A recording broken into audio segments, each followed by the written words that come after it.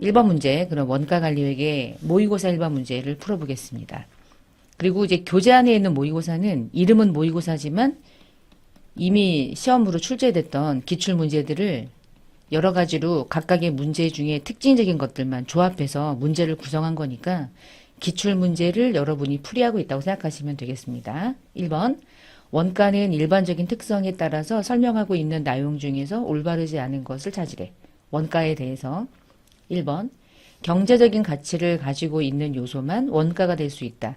우리가 문제 풀 때 무엇만, 뭐 항상, 반드시 이게 나왔을 때 그게 맞는 말도 있고 예외적인 부분들도 있고, 그런데 원가는요, 우리가 측정할 수 없는 것은 원가의 원가 요소로 발생시킬 수가 없죠. 그래서 반드시 경제적 가치, 화폐 가치로서만 원가를 측정해요. 그러니까 그것만 원가가 될 수 있다. 맞다. 원가만 그것이 원가로 구성될 수 있다는 게 맞고요. 두 번째, 발생한 제조 원가 중에서 기업의 수익 획득에 아직 사용하지 않은 것은 미사용 자산이고, 수익을 획득하기 위해서 사용된 것만은 사용됐으니까 비용이 되는 거고요. 그러면 그것이 자산이라는 재무제표로 가고, 비용이 재무제표로 가면서 얘는 재무상태표, 얘는 손익계산서 이렇게 가겠죠. 이 사용된 부분의 비용 중에 하나가 원재료를 사서 원재료를 제품 제조에 투입하면 수익이 상출된 게 아니니까 여전히 제공품이라는 재고자산이고, 그 제공품이 제품으로 완성이 되면 그 자체는 수익 획득에 사용된 게 아니니까 제품이라는 이름의 자산에 남아있다가 제품이 결국 수익, 매출을 일으키기 위해서 사용되었다면, 그게 소비되었다면 그때야 비로소 비용이 되죠. 그 이름은 매출원가. 그래서 우리가 모든 재고자산 중에 결국은 외부로 나갔을 때, 사용이 되었을 때, 소멸됐을 때 비용이 되는 거고요. 세 번째, 기업 수익 획득에 관련해서 필요한 물품이나 서비스를 단순히 구입하는 것만으로도 원가가 될 수 있다. 얘는 요소만이라고 하는 게 맞지, 이 앞에 말이. 근데 얘는 단순히 구입만 하면 아직 사용하지 않았을 땐 자산으로 남아있지, 사용해야만 원가라는 이름의 비용이 되는 거죠, 결국에는. 그러니까 이 서비스를 단순히 구입만 하는 것만으로도 원가가 될 수 있다. 그렇진 않아. 구입했는데 사용하지 않았다. 그러면은 걔는 원재료라는 이름의 자산으로 남아있는 거지, 그게 원가라는 이름의 비용이 될 수는 없는 거죠. 제가 지금 원가를 비용이라고 말하는 건 사용했다는 전제를 이제 넓은 러프한 개념으로 말한 거고요. 네 번째, 원가라는 건 특정 목적을 달성하기 위해서 소멸된 경제적 희생의 가치를 화폐 가치로 측정한 거다. 이게 정확한 설명이죠. 자, 1번은 3번이 틀린 설명이었고요. 두 번째, 준변동원가는 이런 거죠. 이렇게 준변동원가는 고정원가가 있고 그 위에 원하는 변동 원가가 같이 혼합되어 있는 원가를 말하죠.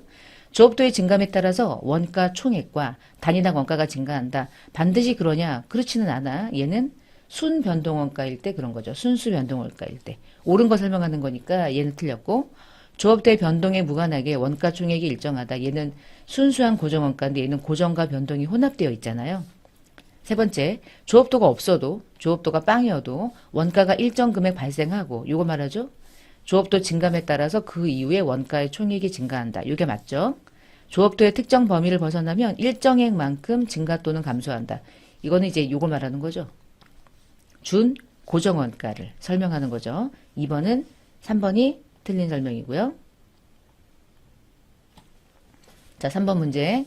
원가를 배분하는 데 있어서 가장 중요한 문제는 기준을 어떻게 설정하느냐. 기준에 대한 설명 중에서 올바르지 않은 것을 고르시오. 1번, 부담 능력 기준은 어떤 원가 대상에 그 원가가 어느 정도 기여했는지, 그리고 그 부담을 할 수 있느냐에 대한 부담 능력에 따라서 원가를 배분하는 것이다. 그러면 품질 검사에 해당하는 원가가 있대. 그럼 품질 검사를 하기 위해서 원가가 발생됐다면 그 품질이 어느 정도 인과관계를 고려해서 배분해드냐 상당히 중요하겠죠. 그러면 품질 원가에 해당하는 원가를 품질 검사 시간을 기준으로 배분하는 것이 대표적으로 부담 능력 기준이랑 맞냐는 설명인데, 우리가 품질 검사를 하기 위해서 몇 시간씩 소요됐느냐, 뭐 A 제품, B 제품, C 제품 다양한 제품들이 이렇게 있을 거 아니야? 근데 이 각각의 이 제품의 품질 검사를 몇 시간씩 했느냐를 가지고 배분하는 것은 품질 부담 능력 기준이라고 볼 수 없죠. 품질 검사를 몇 시간을 했는지를 가지고 배분하는 것은 원인과 결과를 고려해서 배분하는 인과관계를 가지고 배분하는 거잖아. 품질 검사 원가를 부담 능력에 해당하는 기준으로 이 원가를 배분하면 시간으로 배분하면 안 되겠지. 그치? 그 품질의 향상과 관련된 부분에 해당하는 부분으로 원가를 배분해야 되겠죠. 부담 능력은 그런 거잖아요. 그 원가를 통해서 각각의 원가를 배부하고자 하는 그 대상에 얼마만큼 그 원가가 상대적으로 품질이 얘는 좋고 얘는 낮고 얘는 좋고 품질 원가가 사용된 비례만큼 그러면은 당연히 얘는 수익성하고도 밀접한 관계를 갖겠죠.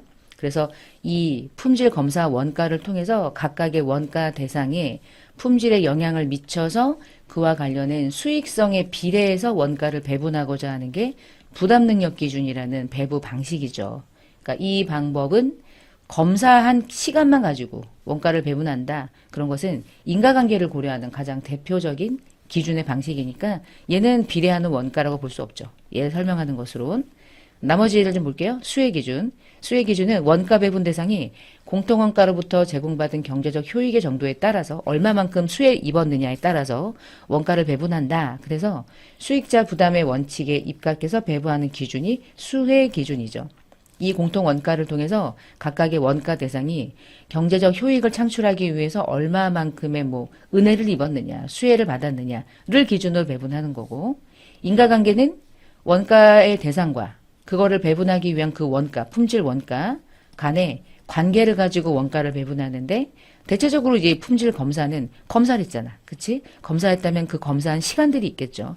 그걸 가지고 배분하는 게 인과관계인 거고요. 네 번째는 공정하게 또는 공평하게 원가를 배분하는 건데 원가 대상을 이걸 기준으로 배분한다는 거죠. 너무나 포괄적인 기준이긴 하지만 답은 1번이 매칭이 잘못된 설명이네요. 자, 4번 문제. 12월 달에 매출 원가는 300이고 제조 간접 원가는 직접 노무 원가의 25%래요. 관련된 자료는 다음과 같다. 질문은 가공 원가를 물어봤습니다. 가공 원가는 직접 노무비하고 제조간접비를 합쳐서 부르는 원가의 요소죠. 자, 그럼 아래 보시면 각각의 원가들이 쭉 나와 있는데 요 내용을 가지고 이제 우리는 뭘 구하냐? 매출 원가가 300이니까 이걸 토대로 단기 제품 제조 원가를 우리가 이제 유추할 수 있는 거예요. 그럼 한번 해볼게요.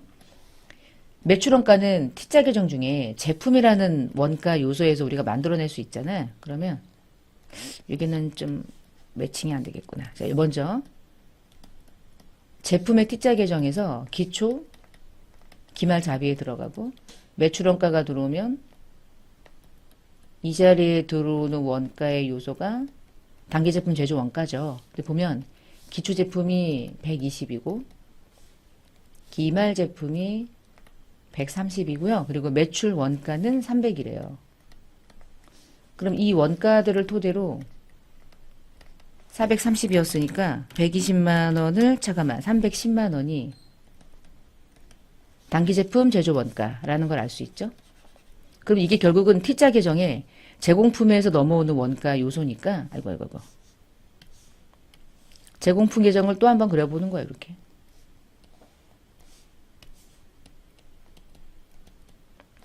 이 단기 제품 제조 원가는 여기서 넘어온 거고 제공품도 기초와 기말이 존재하죠. 제공품은 기초가 30이고요. 기말은 20이래요. 그럼 이제 합계가 끝났잖아. 330. 그럼 330만 원은 직접 재료 들어오고 직접 노무 들어오고 제조간접비 들어오는 건데 자, 직접 재료비는 여기서 구하는 거지. 직접 재료비가 10만 원 기초가. 근데 구입액이 120. 그러면 130. 근데 그중에 기말이 30. 그러면 기말 30을 차감하면 직접 재료는 100이죠. 끝났어 이제. 그럼 보세요. 330만 원 중에서 기초가 30이고 직접 재료가 100이에요. 그러면 나머지가 얼마라는 거예요? 나머지는 200만 원이죠. 지금 질문은요. 제조간접 원가가 직접 노무 원가의 25%다. 이것을 여기다가 반영해서 직접 노무와 제조간접 원가를 계산할 것도 필요하겠지만 지금의 문제의 포인트는 가공원가였어. 가공원가는 직접 노무랑 제조간접이니까 직접 노무 제조간접은 그 나머지 금액 200이겠죠? 그러면 답은 1번 이렇게 찾으시면 됩니다.